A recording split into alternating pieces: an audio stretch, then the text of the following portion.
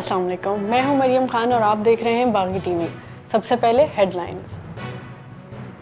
وزیر اعظم عمران خان کا کہنا ہے کہ سیاسی یتیم سمجھ رہے ہیں، میں استعفیٰ دے دوں گا، سن لیں عمران خان نے تمہیں نہیں چھوڑنا۔ گلگت میں جلسے سے خطاب میں وزیر اعظم عمران خان کا کہنا تھا کہ ڈیزل کے پرمٹ پر فضل الرحمان کا اسلام بک جاتا ہے۔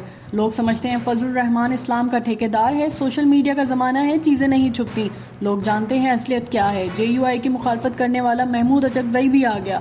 ایسا لگتا ہے فضل الرحمان بھارتی شہری ہے، بھارتی میڈیا فضل الرحمان کو دکھا کر خوش ہے۔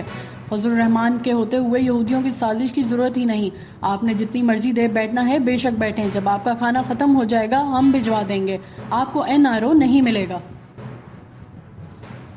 شہباز شریف نے آزادی مارچ کے شرکا سے خطاب کرتے ہوئے کہا کہ غریب جھولیاں اٹھا کر بد دعائیں دے رہے ہیں، عمران خان جادو ٹونے سے حکومت چلا رہے ہیں، جادو ٹونے کی حکومت ملک کی تباہی کا باعث بن گئی، 70 سال میں اس سے بدترین صورتحال نہیں دیکھی۔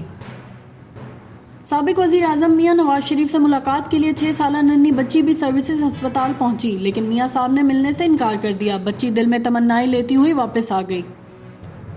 اسلام آباد ہائی کورٹ نے فردوس عاشق اوان کو نیا شو کاز نوٹس جاری کر کے جواب طلب کر لیا۔ معافی کے بعد عدالت نے پہلا شو کاز نوٹس واپس لے لیا۔ عدالت نے فیصلے میں کہا ہے کہ فردوس عاشق اوان نے بیان کے ذریعے عدالتی کارروائی پر اثر انداز ہونے کی کوشش کی۔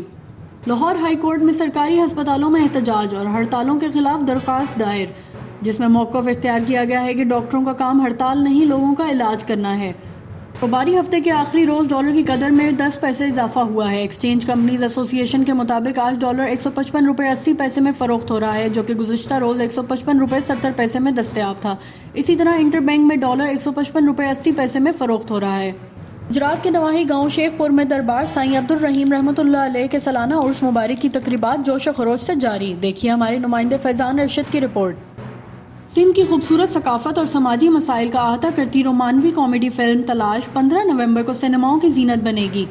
ڈسٹریبیوشن کلب کی پیش کردہ فلم میں ماریہ حسن، احمد زیب، نعمان سمیع، مصطفیٰ قریشی اور سلیم معراج نے مرکزی کردار ادا کیے ہیں۔ مظفر گڑھ کے نواحی گاؤں میں نوجوان پر خاتون سے تعلقات کے شبے میں نوجوان کو رسیوں سے باندھ کر تشدد کا نشانہ بنایا گیا۔ تشدد کے بعد سر کے بال، مونچھیں مونڈ دی گئیں اور گندگی بھی پلائی گئی۔